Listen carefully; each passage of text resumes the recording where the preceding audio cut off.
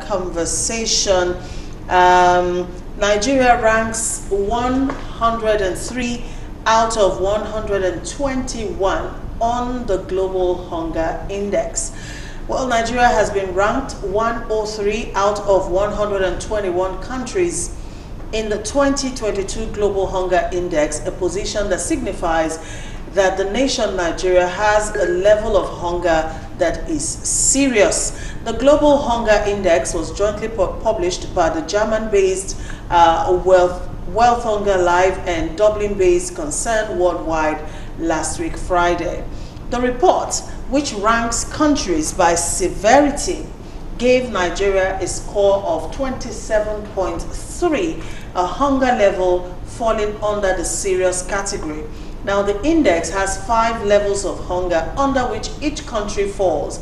You have the low, the moderate, the serious, the alarming, and the extremely alarming category. Now, this is the second consecutive year in which Nigeria's ranking on the scale remains the same. And of course, for those who don't know, let me quickly put this out there, that the Global Hunger Index is a tool for comprehensively measuring and tracking hunger at global, regional, and national levels. Now, the scores are based on the values of 4 components, and they include undernourishment, child stunting, child wasting, and child mortality. The 2022 report indicates that 12.7% of Nigeria's population is currently undernourished. 12.7% of our population is undernourished. 6.5% of children under the age of 5 in Nigeria today are wasted, while 31.5% of children also under the age of 5 are stunted. All right. It also indicates that 11.4% of children in Nigeria today die before their 5th birthday. Okay, so this issue of hunger, food crisis in Nigeria is actually not quite new. We've been reporting that for a while now, and previous reports also have already predicted a hunger crisis in Nigeria and the effect it will have on people, especially for children. Okay, now I also want to quickly make some clarification so that people understand what we're talking about. Now, when you talk about undernourishment, it measures the amount of the population that have insufficient calorie intake, while child stunting analyzes the number of children under the age of 5 who have a low height for their age. That is, children who are not growing, in height. Their growth in height is not commensurate with their age. Also, when you say child wasting, we are indicating the number of children who are under 5 years old who have low weight for their height. All right, so their body mass, their weight is quite low compared to their age and also their height. So I dare say that child wasting and child stunting, they are like opposites of each other. But then that is the situation we are in right now. So the food crisis we're experiencing, or the hunger the country is experiencing right now, is affecting more of children, especially children who are under the age of 5. Prince Chilaka. Well, with what has happened, or what has been happening across the entire country, we all know that call them terrorists, call them banditry, call them whatever, call them kidnappers, who have formed the habit of kidnapping, killing, destroying farmlands. With all of that, how do you expect food to be available? Now, moving a step further, even when the food is available, how many Nigerians today can really afford a balanced diet? So it's most times when we're placed on a scale like these international organizations, and some people will tell you, oh, they're just talking rubbish. They're not talking rubbish, because when we have this mindset of, first of all, whatever you want to talk about, you look at Lagos, you look at Port Harcourt, you look at maybe Calabar. I'm looking at states where you go to the capital, you're seeing a different lifestyle. But Lagos, Port Harcourt, maybe Abuja. Yeah. But these lifestyles do not reflect what you find in the villages where you don't have water, clean water to start with. You don't have good housing for people to live in. And then you're talking about food. You know, how many? A man who earns 30,000 naira a month, minimum wage of 30,000 naira a month, you know, you need to take a lot of things into consideration. Out of that 30,000, you're expecting to pay his house rent. You're expecting to pay his electricity consumption rent, a bill. You're expecting to take care of his children medically. You know, so it's a whole lot, because the whole system is not working. And because it's not working, who suffers? It's like when you have a war. It is not the big men who sit to, you know, discuss, engineer, and get the war on the table. No, they don't suffer it. Look at what's happening in Russia, between Russia and Ukraine.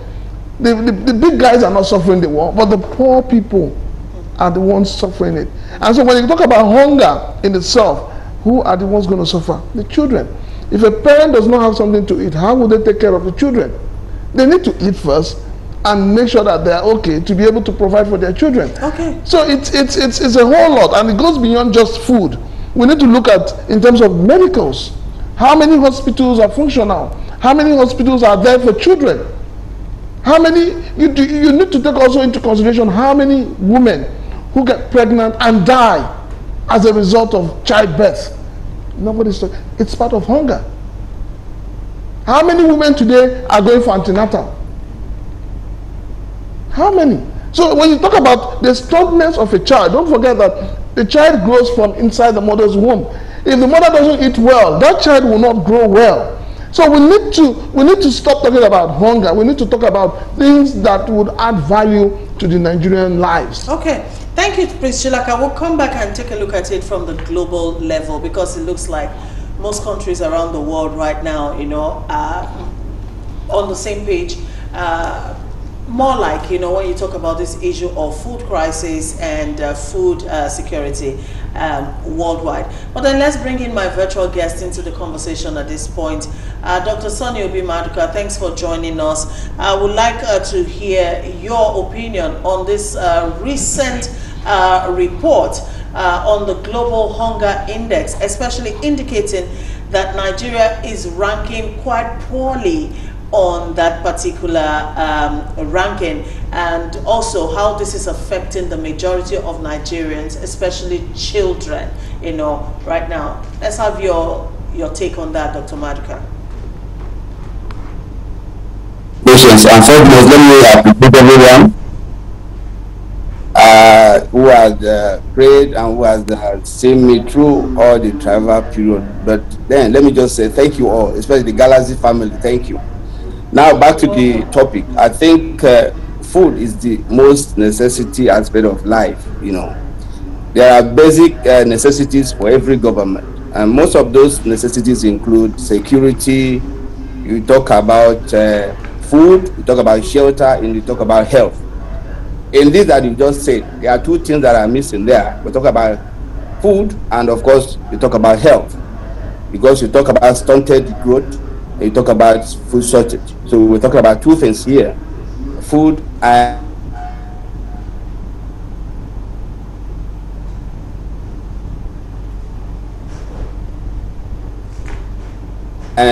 health. A government is supposed to provide such thing.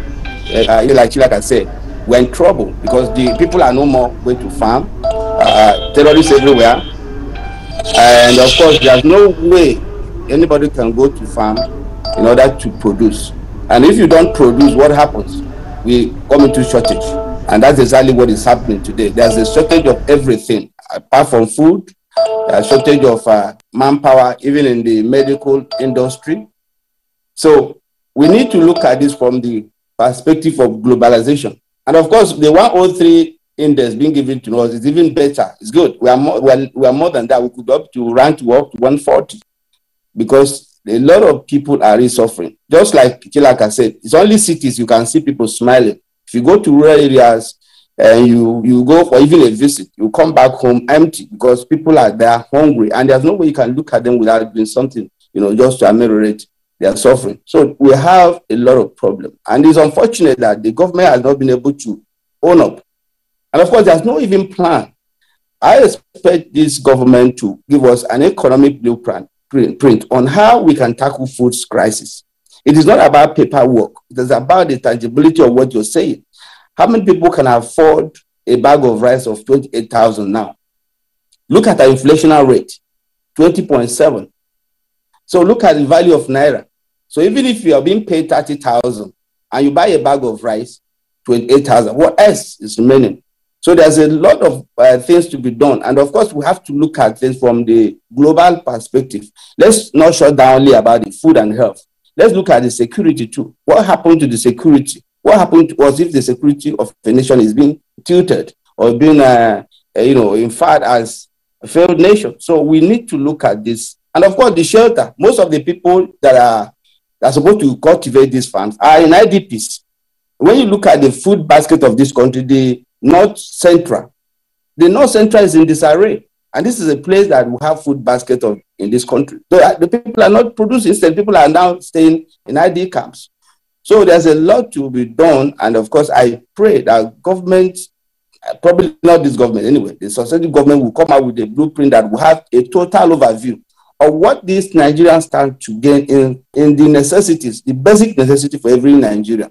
And those basic needs I mentioned are, first of all, the security of lives and properties, 2, health, shelter, and of course, how do we talk about food crisis? All right, thank you so much, Dr. Maduka. I'll come back to you in a minute. All right, let me come back to my studio guest now and talk about the proactiveness of government, in tackling this issue of food insecurity vis-a-vis food crisis in Nigeria. Now, last year, 2021 precisely, UNICEF reported and also revealed that Nigerian children under the age of 2 were lacking the food and the nutrients they need to thrive and grow well. All right. Now, another report followed that one, this time by the United Nations Food and Agriculture Organization, that predicted that by August this year, 19.4 million people will face food insecurity in Nigeria. All right. They also went on to report that 14.4 million people, including 385,000 displaced people in 21 states in Nigeria, Abuja inclusive, were already in a food crisis as at the time of that report. Now, these figures and these reports are not just released out there, just for the fun of it, because they want to play with figures and all of that. They're supposed to be out there in the public purview so that the government can begin to plan and begin to act accordingly, all right, to prevent a crisis. But here we are now. The situation is getting worse. Inflation is at the heights, over the rooftop. It looks like government hasn't done anything or much in tackling this problem. Let's talk about the proactiveness of government in addressing these issues. Has any government of Nigeria been proactive? Which one? Mention one of them. I haven't seen anyone. A few years back when we're still growing up, we used to hear about development rolling plans and all of that. 5 years development plan, 6 years this plan, that, and if you had followed history then and followed governance then, you understand that those were times when we could say government was being proactive. Now, take for instance what's happening across the country right now. Flood. The flood is there. It's washing away farmlands. People have planted, preparing to go for harvest. What has happened to it? The question is, why is it that every year when Cameroon opens their dam, we get flood in Nigeria? Why? I was reading some article. And this happens every year. Yes, I was reading some article. They should have actually closed up that barrier. I was reading some article yesterday, and I was saying to myself, what manner of leaders have we had in this country? Why is it that our leaders from A to Z are wicked and non-patriotic? I read somewhere they said that when the dam was to be constructed in Cameroon, it was also agreed that the dam should be constructed in somewhere in Adamawa State to cushion the effect of whatever water that comes from the dam in Cameroon. I think they say as far back as 1977 or so, the Nigerian government did nothing. The Nigerian government, like you say, just took everything about that and shoved it somewhere. And then today, the floods are getting worse. And government is shouting, NEMA, go and do this, go and give them relief. Are we in a country, we're not in a country where all that our government waits for is to give the Nigerian people relief. No. The proactiveness of governance is to look at an issue, plan ahead of it, know that there's a problem coming, and find a solution to that problem. But no, we've only had governments that are reactive. Everything governance in this country has always been reactive. They wait for something to go bad. They begin to plan on how to remedy something that has gone from rotten to bad. It is terrible. So for me, government has not been proactive. We've not had government, we've not had a system, or we've not had leaders who are patriotic. Because if we have leaders who are patriotic, I'm telling you, Nigeria is a country that is blessed. God has blessed us in such a way that year in, year out, Nigeria should not beg for food. No Nigerian should beg for food. Not one Nigerian should beg for food. But what do we have? We have a system that is not working. And our leaders have not sat back to say, we've been doing this thing consistently like this, and we're getting the same result, but this is the kind of result we should get. Why are we not doing it this way? Why are we not looking outside the box? Why is it that everything about governance in this country is the box? And a government comes in, you forget whatever good the predecessor has started, you bring in your own program. It's like there's a competition amongst leaders. And at the end of the day, they fall. They don't give us what we want. They don't give Nigerians a sense of belonging. So when we talk about hunger, when you say that children 2 years, they are malnourished, I said to you when we started, I said, a child that will grow tall starts from the mother's womb. A child that will be stunted starts from the mother's womb. It is what the mother takes in that it transfers to that child. So if the mother doesn't eat well, how do you expect that child, when given birth to grow well? And then, not forgetting that once the child is also born, what is there to give to the child? Nothing. Thank you, Prince Chilaka. Back to you, Dr. Maduka. Now, major countries around the world are also, battling this issue of food crisis. I mean, we have seen on international media protests after protests from powerful countries, seemingly, who have been actually talking about this issue of food crisis. The recent one being in Paris, where there are protests over high cost of living. Now, I'd like to ask, what makes the Nigerian situation peculiar when we're talking about this issue of food crisis, hunger, and every other thing around that? Our peculiarity is very, very clear. I think most Nigerian leaders are lucky to rule Nigerians because our resilience, our docility is something that you cannot phantom in any country. You talk about Spain, you talk about some of them will tell you that they cannot at all stomach what we are stomaching as citizens in this country.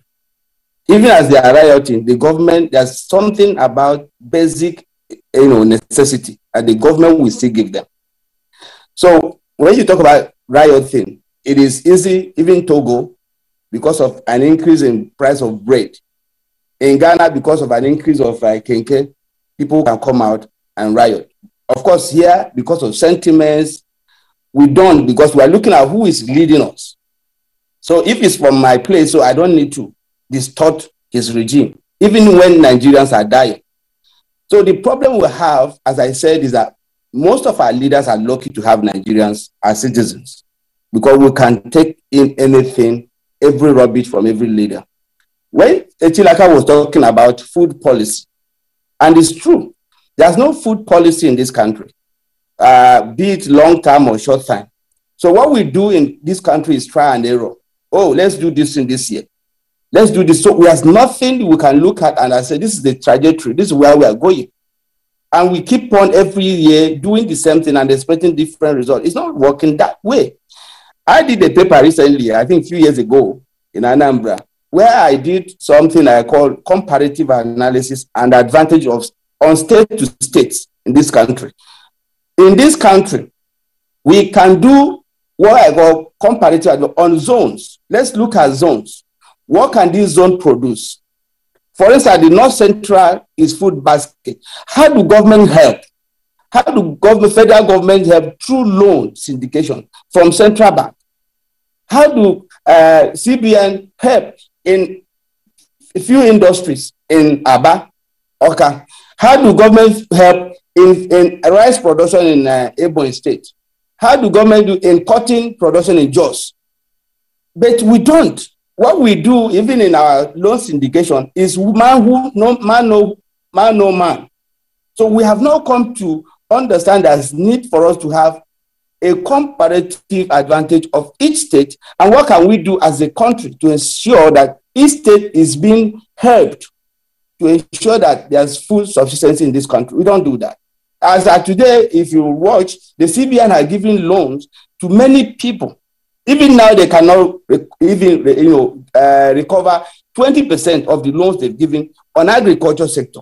So you ask yourself, are these loans being given on individual basis or on production basis? Secondly, let me come again. There's another thing I'm looking at. Citizens' proactiveness. Let's not look at only the government, the citizens. What are we doing? You have your backyard there. You have some area. You can put something. You can plant something. You don't need the government every time to say, oh, the government. No. In those days, most of our families, let me look at it, when they have extended family, what a man is known for is how much farm he has. That is where he's being measured. But today, everybody is running for white-collar jobs. The youths are no more going into agriculture. So the people that are in agriculture, I see the same old people. So we have this substance agriculture sector. So it will not help. We must go into mechanized agriculture that is policed, not just to give loans on people that they don't even produce anything.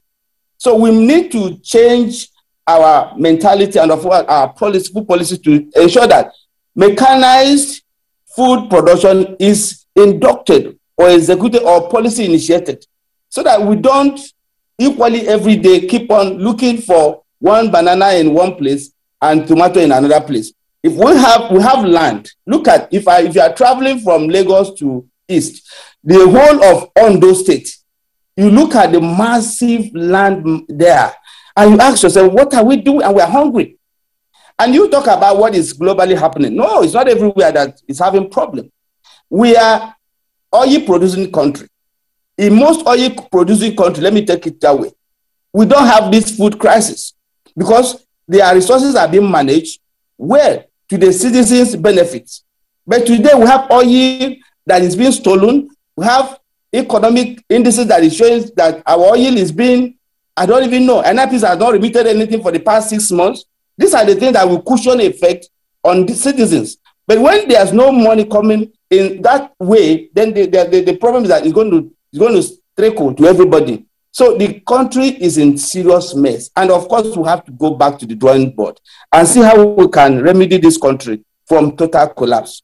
It's not about food alone. It's about the entirety of every governance systems that is not working well. Thank you. Dr. Maduka.